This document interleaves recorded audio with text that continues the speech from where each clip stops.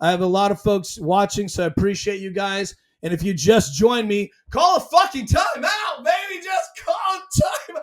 I don't know how hard that is, man. I'm going timeout. 2 challenges on top of it. 2 fucking challenges. Whatever. I mean, you were successful, but come on, man. The coaching staff was pressing too much, trying too hard. And then when they needed to make good substitutions, they just didn't think that was important. You played. Oh my God. Caitlin was a little cold, but then she was starting to heat up. She was just dynamic. You're never out of a game with Caitlin Clark. So why would you put the ball in her hands inside the key? Don't put her on the sideline, man. And here's my thing. If you don't got somebody that can inbound the ball, then get somebody that can inbound the ball, man. It's simple stuff. Jesus Christ.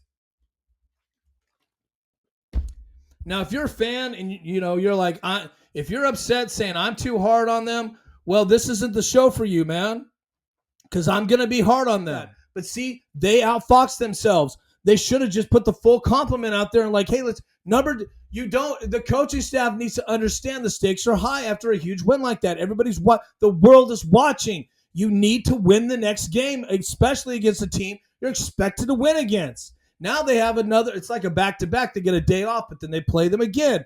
They have to win the next game to send a statement. They lose to the Dream again. This is a problem. We're already looking at a problem, man. We're already looking at a problem. I'm just frustrated. When you have a close game, you should have timeouts ready. You have to be judicious about your timeouts. If there's anything a coach knows, it's how to manage the clock. They mismanaged the clock. I'm hoping the coach takes responsibility and says, hey, we failed this team, or we need to be better. Instead, you know what they're worried about? This is what I saw. I saw the coach, Stephanie, right? I saw her do we have to get rid of hate. And she says, if you're a jerk, you can't be a jerk at our team. You know what? You're the jerk, man. You're so caught up in the gossip. You're caught up in social media. You're addressing something that's not real, and you got your ass kicked, man. As a coach, you got outcoached. I don't care if you're mad at me, man. I'm fucking frustrated. When is this freaking coaching staff going to get in their head that last year and this year that Caitlin Clark takes the last fucking shot? What's the problem with this? Like, how hard is this to figure out? So you're the coaching staff. You're like, oh, okay. Well, she inbounds the ball. There's no time for that shit, dude. You're already getting killed defensively the entire game. It was hard enough to get shots open. You had to play crafty. They had to play physical. They had to get tough. The referees kind of started to help them out a little bit.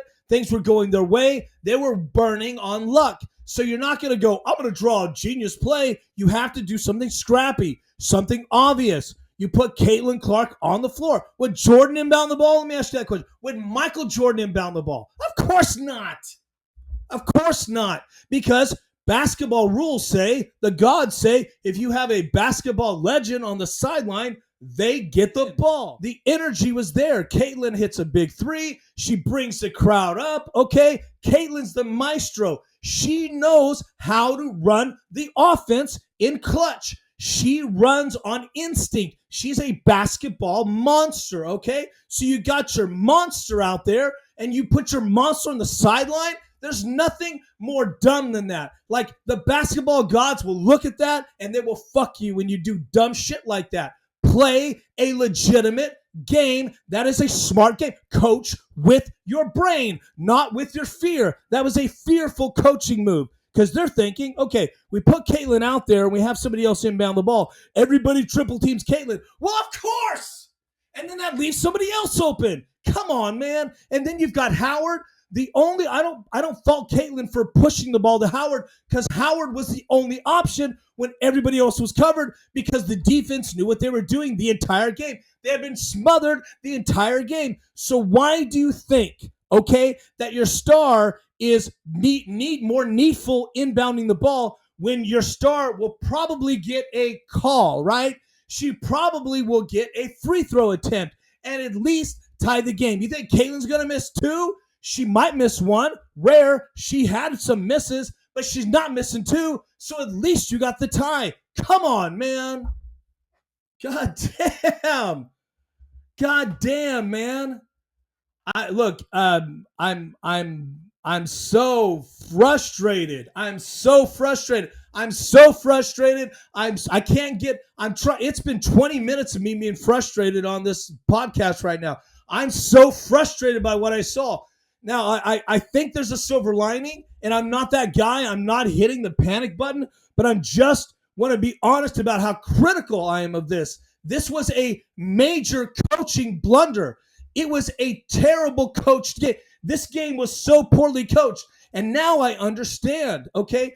The Sky are that bad, okay? Chicago Sky are that bad that our Indiana coach cannot really need to coach, and the team just walked over them. They're that bad. The Dream, they're not bad.